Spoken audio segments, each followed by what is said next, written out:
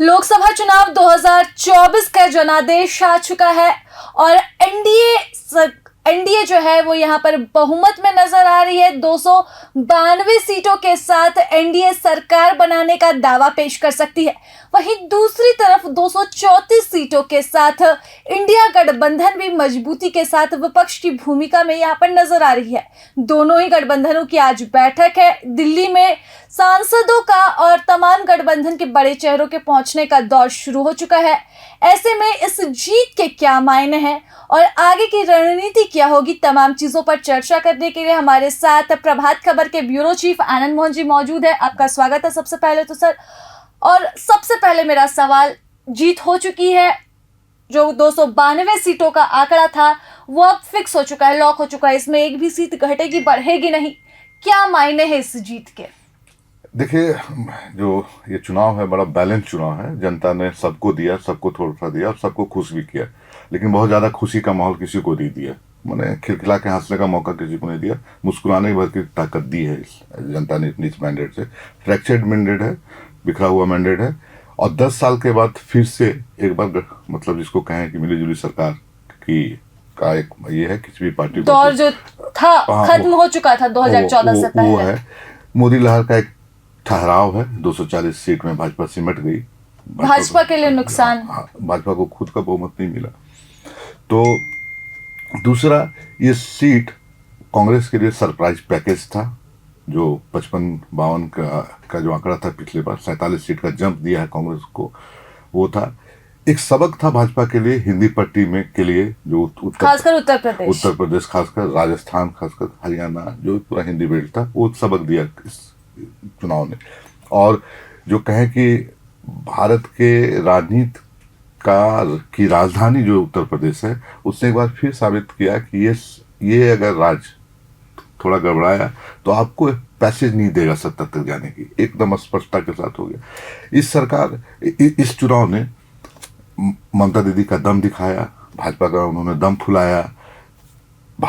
इस चुनाव ने भाजपा के लिए एक संभावना साउथ में खोली है, लेकिन यूपी जो है वो नुकसान में रहा। तो ये बहुत मिला जुला, बहुत एक अलग किस्म के संदेश देने वाला ये नतीजा रहा। और इस चुनाव ने भारत को सत्ता की दो डोर पर बांध दिया। एक बिहार से नीतीश कुमार और इधर से टीडीपी से चंद्रबाबू नायडू। तो इसी भारत में साउथ का भी वर्चस्व रहेगा और उत्तर भारत का भी वर्चस्व रहेगा। सरकार और सत्ता की चाबी जो है, सूत्रधार जो है, वो चंद्रबाबू नायडू और नीतीश कुमार बनेंगे। तो दो एन फैक्टर इसमें बहुत बड़ा है। और तीसरा नरेंद्र मोदी। तो 3 एन के बीच में इसमें बैलेंस बनाने वाले बैलेंस, और तीनों नरेंद्र मोदी, चंद्रबाबू नायडू और नीतीश कुमार। तो ये देश जो है ना, अब 3 एन के बीच में कितना संतुलन बना पाता है, सरकार बना पाती है, उसी के आधार पर चलना है। और अब ये लगता है कि जो पूरा जो पहले एकदम जिसको कहें कि जब भाजपा पूरी सत्ता में थी, प्रचंड बहुमत में थी, तो हमको लगता है इस बार जनादेश में जनता को ये भी लगा कि थोड़ा सरकार को चेक एंड बैलेंस करना चाहिए। तो एक अच्छा विपक्ष दिया। लोकतंत्र की परिभाषा जो है वो कहीं ना कहीं सही साबित हुई कल के परिणाम में, कि कोई बहान नहीं है, कोई अपने दम पर यहाँ पर नहीं सरकार बना सकता। जनता चाहे तो सिर पर बिठा भी सकती है और सबक भी सिखा सकती है। तो ये एक धारदार विपक्ष दिया है इस बार। सशक्त विपक्ष है, विपक्ष की भी जवाबदेही है और नए छत्र पैदा किए हैं इस चुनाव ने। जैसे आप तेजस्वी हो गए, जो जिनका दम दिखा बिहार में, जैसे आपको चिराग पासवान हो गए, और इस तरह से फिर जो साउथ में चंद्रबाबू नायडू की फिर से रिवाइवल है। इस चुनाव ने एक ये दिया है कि मुझे लगता है कि एंटी इनकम्बेंसी भी इसमें हावी रही, जो सरकार की पुनरावृत्ति हुई। क्योंकि मैं देखता हूँ जैसे आंध्र प्रदेश चंद्रबाबू नायडू, वहां से जगनमोहन रेड्डी का हार जाना और वो सारी चीजें वहाँ एंटी इनकम्बेंसी। उड़ीसा में आप देख लीजिए, बिजू जनता दल हार जाना, 25 साल बाद वहाँ भाजपा की एंट्री होना, भाजपा वहाँ विधानसभा सरकार बनाना। तो ये सारी चीजें एंटी इनकम्बेंसी का भी फैक्टर रहा।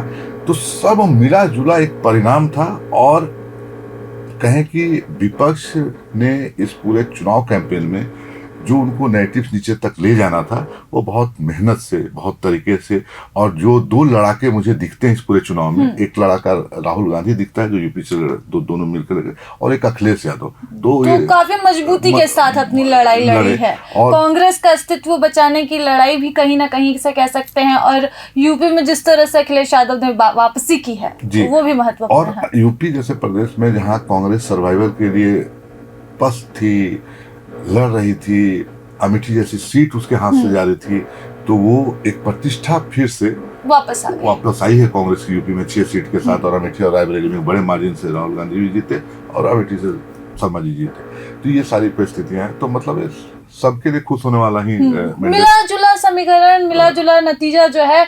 बीजेपी भी खुश यहाँ पर एनडीए गठबंधन के साथ। बीजेपी खुद से तो उनके दिन में सरकार तो है, अब लोगों से तो कह ही रही है कि नरेंद्र मोदी तीसरी बार रिपीट करें, तीसरी बार उस चीज की खुशी जरूर है। एनडीए गठबंधन के साथ जो है बीजेपी कहीं ना कहीं संतुष्ट है तो नहीं, लेकिन फिर भी दिख रही है।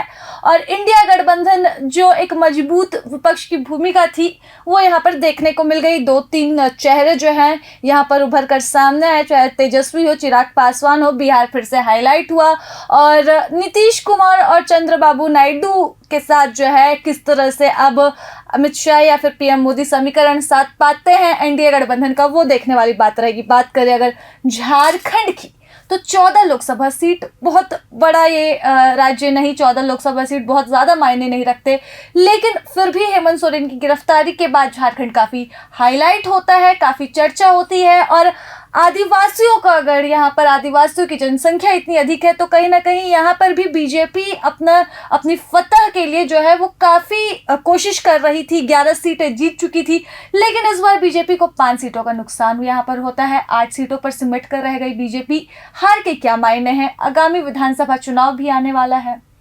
बीजेपी को झारखंड में भारी नुकसान हुआ, जिसको हम भारी नुकसान ही कहेंगे, क्योंकि जो सभी महत्वपूर्ण सीटें, हाँ, जो सीटें बीजेपी ने हारी है, जो सीटें बीजेपी हारी है उसका एक अलग मैसेज गया है पूरे झारखंड की राजनीति में, क्योंकि टोटल ट्राइबल सीटें हैं। तो एक तो मैसेज साफ है कि आदिवासी वोट बैंक में जो है वो पकड़ बीजेपी की कमजोर है या कमजोर हुई। एक मैसेज चुनाव से ये चला गया। दूसरा, सीटें कम हुई। सीट कम होने के मायने ये हैं कि जब आने वाला जो विधानसभा चुनाव है, ऑलरेडी 28 सीटों में बीजेपी वर्तमान विधानसभा में 28 रिजर्व सीट की बात कर रहे हैं, ट्राइबल सीट की, तो उसमें मात्र 2 सीट पर बीजेपी है। 26 पर जो यूपीए तब का यूपीए जो था वो है।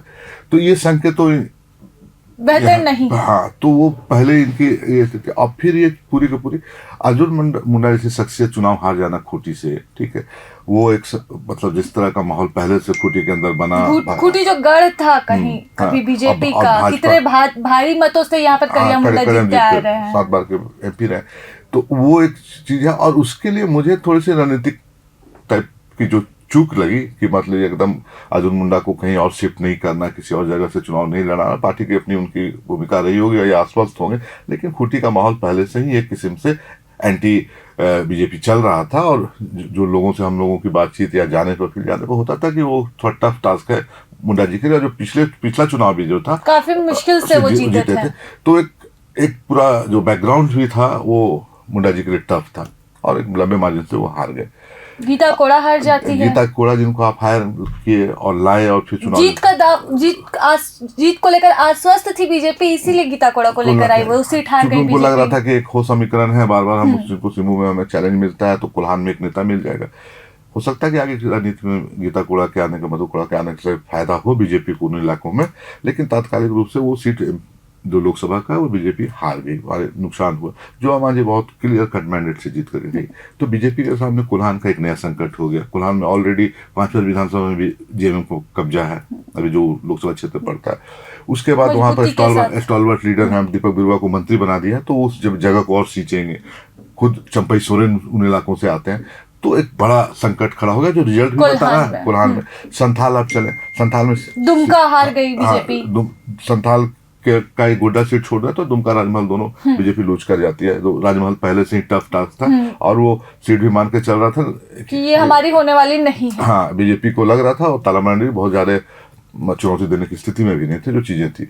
दुमका एक बड़ा सेंसिटिव सीट हो गया था सीता सोरेन के आने के बाद, और बीजेपी आश्वस्त थी कि वो शिबू सोरेन की पृष्ठभूमि को लेकर के जब चुनावी मैदान में आएंगी और उस चीज़ों को हम लोग का आधार बना करके जब हेमंत सोरेन पर अटैक करेंगे तो वो माहौल वहाँ कुछ बदलेगा। लेकिन वो भी नहीं हुआ। इधर से कल्पना सोरेन ने मोर्चा संभाला और नरेंद्र सोरेन के लिए कैंपेन किया, तो वो चीजें भी संभाल लिया जेएमएम ने। शिबू सोरेन का गढ़ जो है वो बचा रह गया, और ये जेएमएम ने बताया, साफ कर दिया कि हम उसके इस जो जमीन है, राजनीतिक जमीन है, उसके सही हकदार वारिस हम ही हैं, और देखो हम ये सीट जिता के लाए और नहीं सुनो हमारे प्रतिनिधि। तो एक बड़ा मैसेज जेएमएम ने वहां से दिया। लोहरदगा हार गई बीजेपी जो कि थी लोहरदगा सीट उनके पास, और लोहरदगा मार्जिन से हारी, जो पिछले 2 बार से 6,000 और 10,000 का मार्जिन हुआ करता था, वो मार्जिन इतना फासला इतना बढ़ा कि वो मतलब, एक जो था कि कम मार्जिन से हारने वाली सीट थी कांग्रेस के लिए, वो फासला एकदम बढ़ गया और एक बड़ी चुनौती भाजपा के सामने रख दी कि भाई देखिए मेरा ऐलान क्या। और वहां पर भी वही मोबिलाइजेशन हुआ आदिवासी वोट बैंकों का। भाजपा के पास चमरालिंडा फैक्टर कोई काम नहीं आ सका। बिशनपुर में पिछड़ गया, चमरालिंडा को 24-25 हजार वोट आया है। तो एक ये है।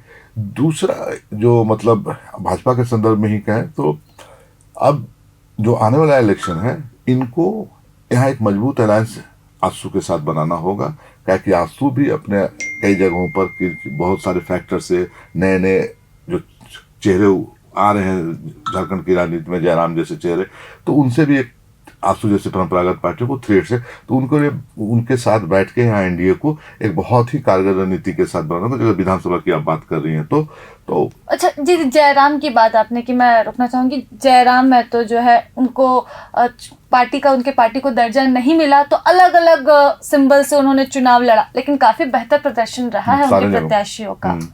जयराम की बात कर ले, कांटे की टक्कर दी यहाँ पर भी, रांची में जयराम झारखंड की राजनीति में एक प्रतिवादी जिसको कहें, हस्तक्षेप वाली राजनीति जिसको कहें, एक इशू बेस्ड राजनीति जिसको कहें, उसके एक चेहरा वो बनते जा रहे हैं, इसमें कहीं कोई डाउट नहीं है। और जो खास पॉकेट है जयराम का, जो उत्तरी छोटानागपुर का जो जातीय समीकरण पर वो काम करते हैं, उन इलाकों में उनका 3,47,000 के करीब उनको वोट खुद जयराम को आया। तो बहुत बड़ा, आप अगर पहली चुनाव लड़ रहे हैं तो बहुत बड़ा ही आपने एक लकीर खींच दी है। इसमें मथुरा महतो को कांटे की टक्कर दी है। अगर थोड़ा सा 10-20 हजार का वोट का अंतर हो जाता तो फिर दूसरे नंबर पर जयराम रहते हैं। और पूरे मथुरा महतो का कहें कि जो जेएमएम का जो वोट था, जो शिफ्ट होता जेएमएम में, वो वोट उन्होंने काट दिया और चंद्रप्रकाश चौधरी जी के साथ वो वोट गया जो भाजपा का परंपरागत वोट था और आजसू का परंपरागत वोट था, वो शिफ्ट किया। और जो उनका अपना वोट था उस वोट में मैंने बहुत कम जयराम की सेंधमारी हो पाई, तो बच गई वो सीट आजसू।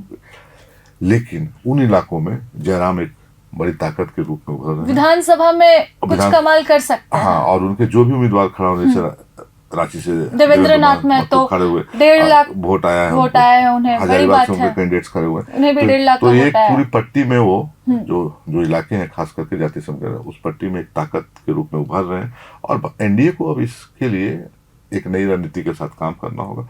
तो बेशक एक बड़ी चुनौती है विधानसभा के अंदर। चलिए, विधानसभा की ही बात कर रहे हैं तो विधानसभा चुनाव आने वाले हैं। वर्तमान जो परिणाम आए हैं, दोनों ही दलों के लिए क्या संकेत दे रहे हैं? दोनों ही दलों मतलब इंडिया गठबंधन और एनडीए दोनों, क्योंकि साथ ही लड़ने वाली है। हाँ, तो हमको तो लगता है कि समझौता होगा ही विधानसभा में। तो एनडीए का तो पक्ष मैंने आपको बता दिया कि जैसे कैसे इंडिया के लिए कितनी बड़ी चुनौती है। इंडिया के लिए चुनौती ये है कि देखिए, विधानसभा में मुझे लगता है कि कांग्रेस जो है और जेएमएम है और राजद का अलायंस है, और अब इस बार जैसे माले ने चुनाव लड़ा तो मालेगा, तो इनका एक फिक्स समीकरण वोट है। ठीक है, जैसे आप देखेंगे जो जिन इलाकों में बीजेपी की जीत हुई है, पलामू से लेकर चतरा और इन इलाकों, हजारीबाग के इलाके में गैप बहुत है। मतलब उस गैप को इंडिया गठबंधन पाट नहीं इसलिए नहीं पाया कि इनके जो वोट थे, जैसे इनके पास आदिवासी वोट बैंक था, इनके पास अल्पसंख्यकों का वोट बैंक था, वो वहां पर वो लोग नहीं मिले वहां पर। वो उसके साथ जो वोट अटैच होना था, वो वोट अटैच नहीं कर पाए, जिससे वो सरप्लस होता। और बीजेपी के पास अपना जो वोट बैंक था उससे मार्जिनल जीत है। तो ये चुनौती इंडिया गठबंधन को रहेगी। जिन सीटों पर आप बड़े मार्जिन के साथ हारे हो, उनके अंदर पड़ने वाले विधानसभा में, और दूसरा जो विधानसभा आने वाला है उसमें जिस तरह से आपने देखा कि एंटी इनकम्बेंसी नवीन पटनायक जैसे लोगों के साथ है, जगनमोहन रेड्डी के साथ है, आधार तो वो यहाँ पर भी देखने को मिलेगी। हेमंत सोरेन की जो सरकार चली है, जो बाद में चंपई सोरेन, तो उस एंटी इनकम्बेंसी को कितना काट पाते हैं इंडिया गठबंधन उस चुनाव में, विधानसभा के चुनाव में, चूंकि वो सवालात जो है ना उस समय एनडीए पूछेगा, बहुत स्थानीय मुद्दे पर चुनाव लड़े जाएंगे, बहुत ग्रासरूट के मुद्दे पर चुनाव लड़े जाएंगे, और उन सारे सवालों का जवाब इंडिया गठबंधन को देना है। मामला लोकसभा और विधानसभा में पलटने वाला इस तरह से भी है कि आप तो आज मोदी से सवाल कर रहे थे लोकसभा चुनाव जब हो रहा था, सवाल जब विधानसभा का आएगा तो आपसे ही पूछा जाएगा सवाल। बहुत ग्लैमराइज किस्म का जो कैंपेन इस बार आपने किया। दूसरा कि जो नए अच्छा, हेमंत सोरेन की गिरफ्तारी भी क्या विधानसभा चुनाव में कोई फैक्टर लाएगी? जैसे लोकसभा में ही आप देखे होंगे कि वो हेमंत सोरेन के लिए तो एक इमोशनल टच कल्पना सोरेन देने के पूरा दुमका में तो सीधे तौर पर नजर आया, हर सीट में लगभग जगहों पर एक इमोशनल टच कल्पना सोरेन ने दिया कि हेमंत सोरेन जेल में है, साजिश के तहत भेजा गया, ये वो, और उसका काउंटर बीजेपी ने अपने तरीके से किया। लेकिन लोकसभा में, विधानसभा में अगर चूंकि एक कानूनी प्रक्रिया है तो बहुत कयास लगाना मुश्किल है कि क्या हेमंत सोरेन जेल में रहेंगे या बाहर निकलेंगे, उन चीजों पर तो कानून अपना काम करता है। लेकिन ये कोशिश तो जरूर रहेगी कि हम एक विक्टिम कार्ड खेलें और विक्टिमाइज करें, और हम एक इमोशन गेन करें कि भाई उन चीज़ों को हम तथ्यात्मक रूप से रखें। जेएमएम की लगातार कोशिश है कि जो कार्रवाई हो रही है हमारे ऊपर या हेमंत सोरेन पर हो रही है, वो बेसिकली मतलब जिसको कहें कि कानून के दायरे से अलग है, एक साजिशन हुई है, ये बात लगातार वो कह रहे हैं, तो बेशक इसको भी विधानसभा के अंदर मुद्दा बनाएगा ही जेएमएम। चलिए, तो हमने बात की लोकसभा चुनाव के परिणाम पर, और झारखंड में चूंकि आगामी विधानसभा चुनाव होने हैं तो कहीं ना कहीं ये मुद्दा जो है वो शिफ्ट ज़रूर करेगा। जिस तरह से बीजेपी के लिए यहाँ पर 5 एसटी सीटें चुनौती रही, तो उसके अंतर्गत पड़ने वाले तमाम विधानसभा क्षेत्र जो है वो इस बार भी बीजेपी के लिए चुनौती रहने वाला है। एंटी इनकम्बेंसी का खतरा जो इस बार लोकसभा चुनाव में देखने को मिला बड़े बड़े पार्टियों के साथ, वो खतरा इस बार भी यहाँ पर कहीं ना कहीं असर करता नजर आएगा। हेमंत सोरेन फैक्टर हो सकते हैं, लेकिन तब की स्थिति क्या होगी ये कहना मुश्किल है। अब किस तरह से मुद्दों को भुनाया जाता है, किस तरह से स्थानीय मुद्दों पर बात होगी और वोट मांगे जाएंगे, ये तो अब विधानसभा चुनाव के दौरान ही नजर आएगा। लेकिन हमारी रिपोर्ट बस इतना ही। प्रभात खबर से मैं राजलक्ष्मी, ब्यूरो चीफ आनंद मोहन के साथ। प्रभातखबर.com, विश्वास वही, रफ्तार नहीं।